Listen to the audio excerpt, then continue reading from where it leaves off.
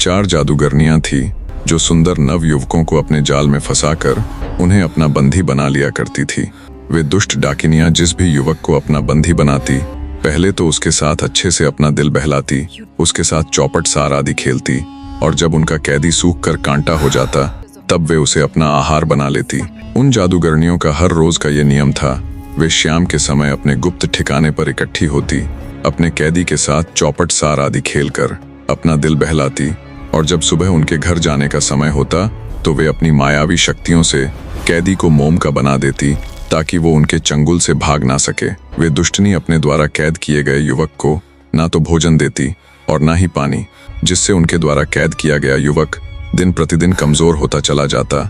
जब कैदी शरीर से एकदम कमजोर हो जाता, जब उसकी हालत इस कदर तक गिर जाती कि वो उनके साथ चौपट सार आदि खेलना तो दूर की बात, उठने और बोलने के लायक भी ना बचता, तब वे दुष्ट जादूगरनियां उसको आपस में बांटकर अपना आहार बना लेती। ऐसा करने में उन सबको असीम आनंद की प्राप्ति होती थी। पता नहीं कितने ही नवयुवक उन दुष्टनियों का शिकार हो चुके थे।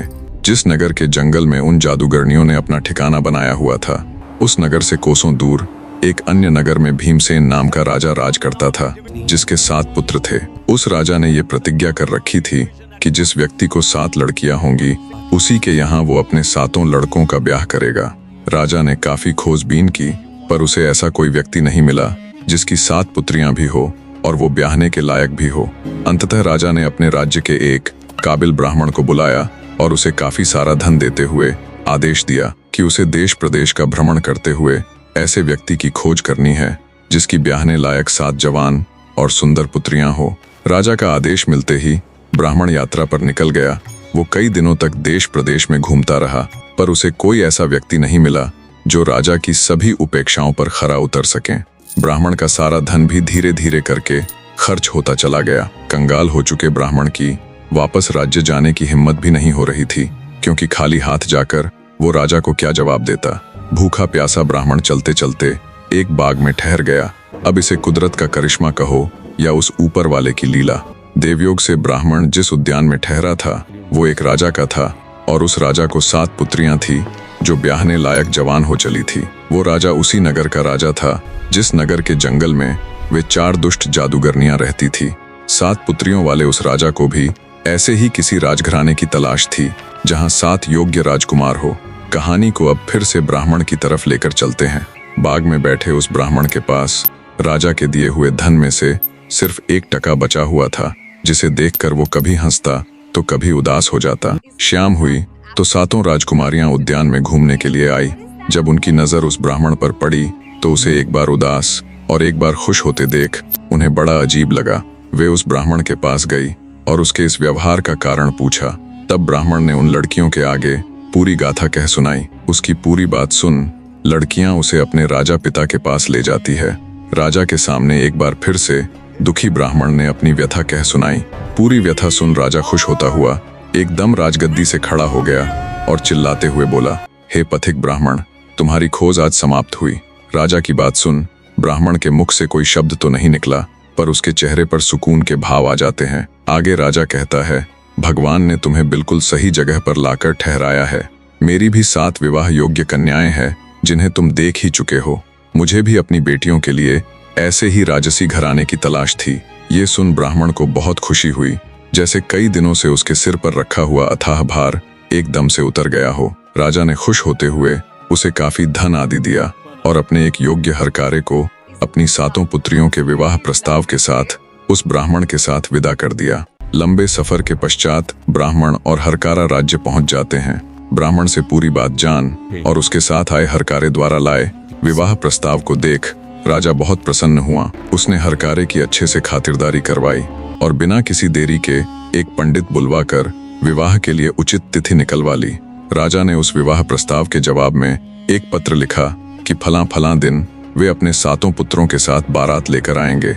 राजा ने हरकारे को वो जवाबी संदेश पत्र देकर उसे सम्मान के साथ विदा कर दिया। राजा खुश था कि उसके सभी पुत्रों का विवाह पक्का हो गया, पर वो आने वाली समस्या से अनजान था। आखिरकार वो दिन भी आ ही गया जब राजा अपने 7 पुत्रों के साथ बारात लेकर चल पड़ा।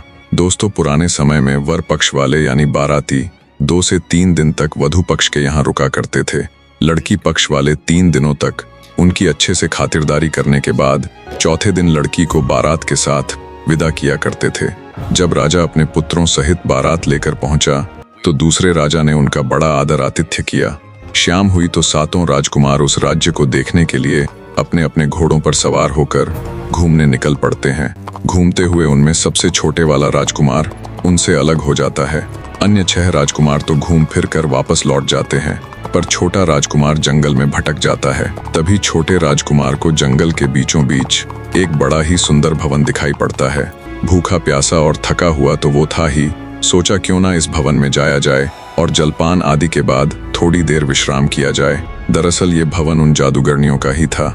जब राजकुमार अपने घोड़े को बाहर खड़ा करके भवन के अंदर गया तो वहां उसे कोई नजर नहीं आया। भवन में घूमते घूमते जब वो ऊपर वाले हिस्से में पहुंचा तो देखा एक आलीशान कमरे में एक अत्यंत सुंदर बिस्तर बिछा हुआ है, जिस पर बड़े सलीके से पुष्प आदि रखे हुए हैं। उस बिस्तर को देखते ही थका हुआ राजकुमार खुद को उसके ऊपर लेटने से रोक नहीं पाया। दिन भर की थकान और वो आरामदायक कोमल सा बिस्तर। कुछ ही पलों में राजकुमार नींद के आगोश में था। शाम का समय हुआ तो चारों जादूगरनियां अपने स्थान पर लौटी। जादूगरनियों ने जब सोते हुए उस सुंदर नवयुवक को देखा तो उनकी चांदी हो गई। चारों दुष्टनियां अत्यंत हर्षित हुई कि आज तो शिकार खुद चलकर उनके पास आया है। वैसे भी इन दिनों उनके पास कोई अन्य शिकार नहीं था। उन्होंने आपस में बातें की, देखो तो कितना चिकना चुपड़ा और हट्टा कट्टा है, लगता है किसी रईस घराने की औलाद है। इसको सुखा कर खाने का तो आनंद ही अलग होगा। उन्होंने एक कच्चे सूत के धागे से राजकुमार को बांध दिया ताकि उसकी बेहोशी न टूटे, और वे वहां से चली गई। दूसरी तरफ जब छोटा राजकुमार वापस नहीं लौटा तो चारों तरफ हो हल्ला मच गया। हर तरफ राजकुमार की खोज होने लगी। जब अत्यधिक खोजबीन के बाद भी राजकुमार का कोई पता ठिकाना नहीं चला तो उसके पिता ने लड़कियों के पिता के पास संदेश भिजवा दिया कि मेरा सबसे छोटे वाला पुत्र राज्य की रक्षा के लिए राजमहल में ही रुक गया है। अंततः छोटी राजकुमारी का विवाह राजकुमार की कटार के साथ कर दिया जावे। शुभ मुहूर्त आने पर शेष 6 राजकुमारों का विवाह पूरे विधि विधान के साथ हो जाता है और छोटे वाली राजकुमारी को राजकुमार की कटार संग फेरे दिलवाकर ब्याह संपन्न करवा दिया जाता है। राजा अपने 6 पुत्रों और 7 पुत्र वधुओं को लेकर वापस अपने राज्य में लौट आता है। राजमहल आने पर भी जब छोटी वाली बहू को अपने पति के दर्शन नहीं हुए तो वो बड़ी चिंतित हुई। दासियों आदि से पता करवाने के बाद भी उसे कोई संतोषजनक उत्तर नहीं मिला, जिससे छोटी रानी को ये पूर्ण विश्वास हो गया कि उसके पति के साथ जरूर कोई अप्रिय घटना घटी है। अंततः वो खुद ही अपने पति की तलाश करने का निर्णय लेती है। ससुराल पक्ष में मायके जाने की बात कहकर कुछ सिपाहियों के साथ वो राजमहल से विदा हो जाती है। काफी दूर आने के बाद उसने उन सिपाहियों को लौट जाने का हुक्म दिया और खुद मर्दाना वेश धारण कर अपने राज्य की तरफ चल पड़ी। जब उसने पीछे बीती हुई कुछ बातों पर गौर किया, जिसमें उनके राज्य से कुछ नवयुवकों का गायब होना और जिस दिन राजकुमार उनके नगर आए थे उनका नगर भ्रमण के लिए निकलना, रानी ने विचार किया कि वे नगर में घूमते घूमते अवश्य ही जंगल की तरफ भी गए होंगे। लंबी यात्रा के पश्चात छोटी रानी अपने नगर के बाहर स्थित जंगल में पहुंच जाती है। जब वो जंगल की थोड़ी गहराई में गई तो उसे भी वही आलीशान भवन दिखाई दिया, जिसके बाहर एक शाही घोड़ा भी खड़ा था। दोस्तों, घोड़ा एक ऐसा पालतू जानवर होता है जो अपने मालिक को छोड़कर कहीं नहीं जाता। तो राजसी घोड़े को उस भवन के बाहर देख छोटी रानी का शक यकीन में बदल गया। हो ना हो राजकुमार भी यहीं पर मिलेगा। अपने घोड़े को खड़ा कर बड़ी सावधानी के साथ रानी भवन में प्रवेश करती है। उसे भी वहां कोई नजर नहीं आया, पर जब देखते देखते वो ऊपर वाले कक्ष में पहुंची तो अपने पति को अचेत अवस्था में लेटे पाया। उसका शरीर सूख कर बिल्कुल करकश हो गया था, क्योंकि जादूगरनियां उसे अपना आहार बनाने के लिए सूखा रही थी।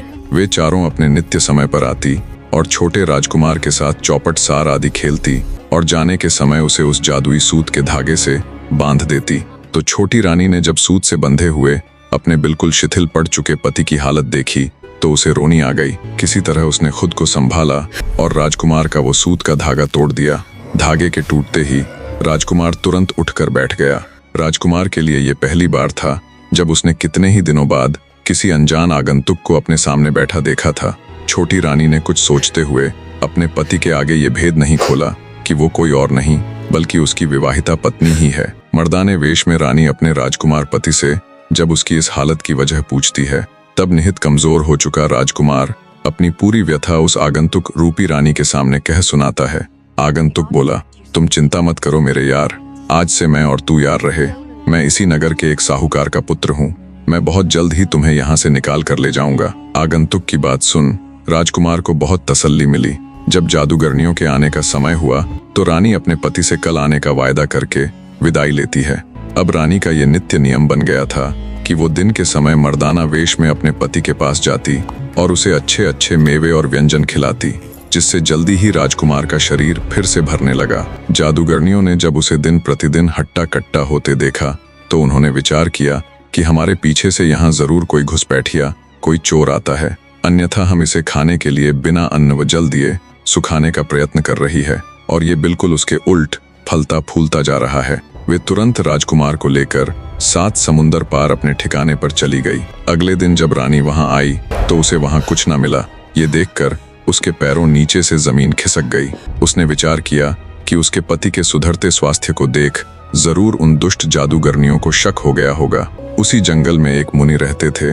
दुखी मन से रानी घूमते घूमते जब मुनि के पास पहुंची तब उसकी रुदन भरी शक्ल देखकर मुनि जी सारा माजरा समझ जाते हैं और उसके कुछ बोलने से पहले ही उसे उन दुष्ट जादूगरनियों के ठिकाने के बारे में बता देते हैं। मुनि जी की बात सुन रानी और अधिक चिंतित हो जाती है और कहती है, हे ऋषिवर, मैं 7 समंदर पार भला कैसे जा पाऊंगी, और अगर मैं वहां नहीं जा पाई तो वे दुष्ट जादूगरनियां मेरे पति को जिंदा नहीं छोड़ेंगी। हे महाराज, अब आप ही मेरी मदद कर सकते हैं। तब मुनि जी बड़े ही शांत स्वर में बोले, घबराओ मत बेटी, मैं तुम्हें एक ऐसा लेप दूंगा जिसे पैरों पर लगाने के बाद तुम समुद्र के पानी के ऊपर चल सकती हो। न केवल वो लेप तुम्हें डूबने से बचाएगा बल्कि तुम्हारी चलने की गति को भी कई गुना तेज कर देगा, जिससे तुम दिनों के सफर को घंटों में तय कर पाओगी। मुनि की बात सुन रानी को कुछ शांति मिली। मुनि जी को कोटि कोटि प्रणाम कर उसके द्वारा दिए गए लेप से वो कुछ ही घंटों में उसी ठिकाने पर जा पहुंची जहां उन दुष्टनियों ने उसके पति को कैद किया हुआ था। दरअसल उन जादूगरनियों ने अब की बार राजकुमार को एक बहुत ही ऊंचे बुर्ज में बंद किया हुआ था, जिसकी ना तो कोई सीढ़ियां थी और ना ही कोई अन्य रास्ता। थकी हारी चिंतित रानी बुर्ज के नीचे बैठ जाती है। जब आधी रात हुई तो एक चकवा और चकवी आपस में बात कर रहे थे। चकवे ने कहा, जो कोई मेरी बीट को अपने शरीर पर धारण कर ले उसका पुराना से पुराना रोग भी कुछ ही पलों में ठीक हो जाएगा। रानी उनकी बात सुन रही थी। जैसे ही सुबह हुई उसने चकवे की बीट को चुग कर अपने पास रख लिया और बीच समुंदर बसने वाले उस नगर में निकल पड़ी। नगर में घूमते घूमते पूछताछ करने पर रानी को पता चला कि चारों जादूगरनियों के बाप किसी न किसी भयंकर रोग से पीड़ित है। ये जानकर रानी ने एक योजना बनाई और योजना अनुसार एक वैद्य का वेश धारण कर उन जादूगरनियों में से एक घर के आगे से आवाज लगाते हुए घूमने लगा, गंजापन, बहरापन, अंधापन या कोई भी रोग हो पल भर में ठीक कर दूंगा। वैद्य की आवाज सुनते ही जादूगरनी का कोढ़ी बाप बाहर आया और वैद्य को आवाज लगाकर उसे अपने घर बुला लिया। कोढ़ से उसके सारे अंग गल चुके थे, जिसके कारण खड़ा होना भी उसके लिए अत्यंत कठिन था। वैद्य ने चकवे की वो बीट पीस कर उस कोढ़ी के सारे शरीर पर लगा दी। कुछ ही पलों में किसी करिश्मे की भांति उस कोढ़ी का सारा कोढ़ गायब हो गया और वो एकदम स्वस्थ हो गया। मारे खुशी के वो तुरंत वैद्य के चरणों में गिर गया और बोला, तुम्हारा ये एहसान मैं कभी नहीं चुका पाऊंगा, पर एक छोटी सी भेंट के तौर पर मैं अपनी इकलौती पुत्री का विवाह तुम्हारे साथ करवाना चाहता हूँ। कृपया मेरी इस भेंट को स्वीकृत कीजिए वैद्य जी। वैद्य ने उसका प्रस्ताव स्वीकार कर लिया और जादूगरनी के साथ विवाह कर लिया। विवाह पश्चात वैद्य ने जादूगरनी के पिता से कहा, अभी मुझे कुछ अधूरे काम निपटाने हैं, एक बार मैं उन्हें पूरा कर लूं, फिर वापस आकर अपनी पत्नी को अपने संग ले जाऊंगा। इतना कहकर वैद्य जादूगरनी के पिता से विदा लेता है। जादूगरनी के यहाँ एक रिवाज था कि विवाह के बाद वो तब तक घर से नहीं निकल सकती थी जब तक उसका पति उसे अपने साथ नहीं ले जाता। अंततः अब राजकुमार के पास एक जादूगरनी का आना बंद हो गया। अब बाकी बची हुई तीनों जादूगरनियां राजकुमार के पास जाने लगी। उनमें दूसरी जादूगरनी का पिता अंधा, तीसरी का बहरा और चौथी जादूगरनी का पिता गंजा था। वैद्य ने एक एक करके तीनों के पास जाकर उन्हें उनके रोगों से मुक्त कर दिया। वो जिस जिस जादूगरनी के पिता का रोग ठीक करता गया उसने उसके साथ अपनी लड़की का विवाह कर दिया। इस प्रकार वैद्य रूपी रानी उन चारों दुष्ट जादूगरनियों से विवाह कर लेती है, जिससे चारों जादूगरनियों का राजकुमार के पास जाना बंद हो जाता है। अब रानी बिना किसी रोक टोक के अपने पति के पास जाने लगी। फिर उसने विचार किया, ये सब ज्यादा दिन नहीं चलने वाला, किसी ना किसी दिन तो वो पकड़ी जाएगी। अंततः वो चारों जादूगरनियों से एक एक करके मिला और उनसे कहा कि अब वो वापस अपने स्वदेश जाने वाला है। वो जिस जिस जादूगरनी के आगे स्वदेश जाने का जिक्र करता गया, वो जादूगरनी कहती कि वो उसे भी अपने साथ ले चले। पहली बोली, मेरे पिता के पास उड़न खटोला है, जब हम चलने लगे तो तुम मेरे पिताजी से वो उड़न खटोला मांग लेना। दूसरी ने कहा, उसके पिता के पास झरझर कांथा है, जिसमें से जितना चाहो उतना सोना निकाल सकते हैं। अंततः तुम मेरे पिताजी से चलते समय उसे मांग लेना।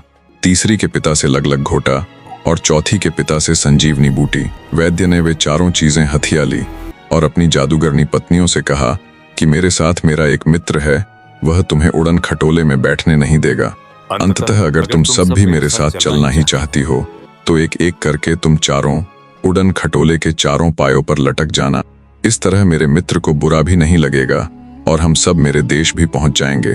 चारों को वैद्य जी की बात उचित लगी। वैद्य रूपी रानी ने अपने राजकुमार पति को उड़न खटोले पर बिठाया और उसके संग चल पड़ी। चारों जादूगरनियां भी उस उड़न खटोले के चारों कोनों के पावों को पकड़कर लटकी हुई थी। जैसे ही वे बीच समुद्र पहुंचे, वैद्य ने राजकुमार को इशारा कर दिया। वैद्य का इशारा पाते ही राजकुमार ने एक एक करके चारों जादूगरनियों के हाथ काट दिए, जिससे चारों हाय हाय करती हुई समुद्र में गिर पड़ी। वैद्य रूपी छोटी रानी अपने राजकुमार पति के साथ सकुशल राजमहल पहुंच गई। राजमहल जाने पर उसने राजकुमार के आगे पूरी बात का भेद खोल दिया और अपने असली यानी रानी के रूप में आ गई। अपनी पत्नी की साहस से भरी पूरी गाथा सुन राजकुमार के आनंद की सीमा नहीं रही। ऐसी पत्नी पाकर वो धन्य हो गया। पर एक सवाल अब भी उसे मन ही मन खाए जा रहा था। उसने अपनी पत्नी से पूछा, जब तुम शुरू वाले दिन साहूकार के बेटे के रूप में मुझसे आकर मिली थी, तुमने तभी मुझे आजाद क्यों नहीं करवाया? रानी बोली, हाँ, तब मैं चाहती तो तुम्हें आजाद करवा सकती थी, पर फिर वो दुष्ट जादूगरनियां पता नहीं कितने ही और पुरुषों को निगल कर उनकी जीवन लीला समाप्त करती। मैं शुरू से ही ऐसे किसी मौके की तलाश में थी कि उनका हमेशा के लिए काम तमाम कर पाऊं। अपनी साहसी और बुद्धिमती पत्नी की बात सुन राजकुमार का सर और अधिक गर्व से ऊंचा हो गया। पूरे राज्य भर में आनंद उत्सव मनाया गया। निष्कर्ष, ये कहानी प्रेम, साहस और बुद्धिमत्ता की अद्भुत मिसाल है। एक वीर रानी ने न सिर्फ अपने पति को 4 दुष्ट जादूगरनियों के चंगुल से बचाया, बल्कि उनका स्थायी समाधान कर समाज को भी उनके अत्याचारों से मुक्त करवाया। इससे सीख मिलती है कि हर समस्या का समाधान बुद्धि और धैर्य से खोजा जा सकता है। सच्चा प्रेम और संकल्प किसी भी बाधा को पार कर सकता है। कहानी का सुखद अंत यह भी दर्शाता है कि अंततः अच्छाई की ही जीत होती है और बुराई का नाश निश्चित है। शुक्रिया मेरे दर्शकों।